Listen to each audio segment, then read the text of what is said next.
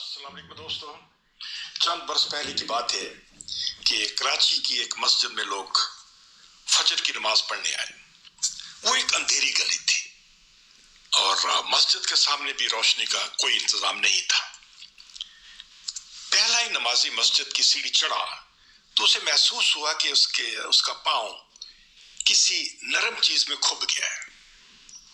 ہاتھ میں ٹارچ تھی، اسے جلایا تو ایک خوفناک منظر سامنے تھا۔ سیڑھیوں پر 4 دن کے بچے کی لاش کیما بنی پڑی تھی۔ یہ منظر دیکھ کر دوستو نمازی نماز بھول گئے۔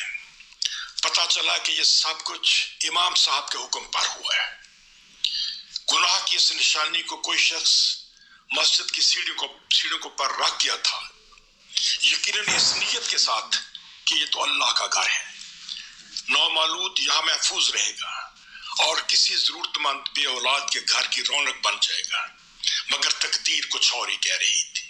فجر کی اذان ہوئی اور حسب معمول امام صاحب سب سے پہلے مسجد میں آئے۔ سفید کپڑے میں لپٹی اس ننھی سی جان کو مسجد کی سیڑھیوں پر پڑے دیکھا تو فوراً معاملے کی تہہ کو پہنچ گئے۔ چنانچہ نام نہاد جذبہ ایمانی جوش میں آیا گیا اور غیرت جاگ اٹھی کہ یہ تو حرام کی پیداوار ہے، کسی کی ناجائز اولاد ہے، اسے زندہ رہنے کا حق نہیں۔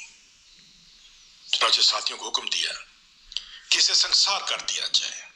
حکم کی تعمیل ہوئی اور 2-4 ہی پتھر پڑے تھے کہ جیتا جاگتا معصوم مسجد کی سیڑھوں پر یوں بکھر گیا جیسے 1.5 کلو کیمے کا لفافہ پھٹ گیا ہو۔ نہ ہڈی نہ پسلی، کچھ بھی نہیں بچا تھا۔ اس سانحہ پر بہت شور اٹھا۔ بعض ذہنی شاہدوں نے بتایا کہ انہوں نے امام صاحب کی منتیں کی تھی کہ یہ ظلم نہ کرو، یہ تو معصوم ہے اور بے قصور ہے، اس کی سنگساری عذاب الہی کو دعوت دینے والی بات ہوگی۔ مجرم وہ ہیں جو اس کو دنیا میں لانے کا سبب بنے۔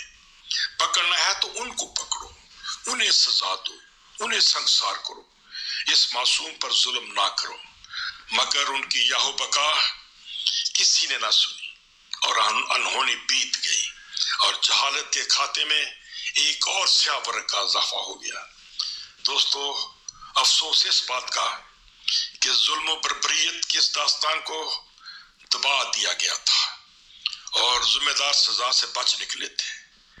رب ذوالجلال کے حضور دعا ہے کہ قوم کو عقل و شعور بخشے۔ آمین ثم آمین۔ والسلام دوستو، اللہ آپ کو خوش رکھے۔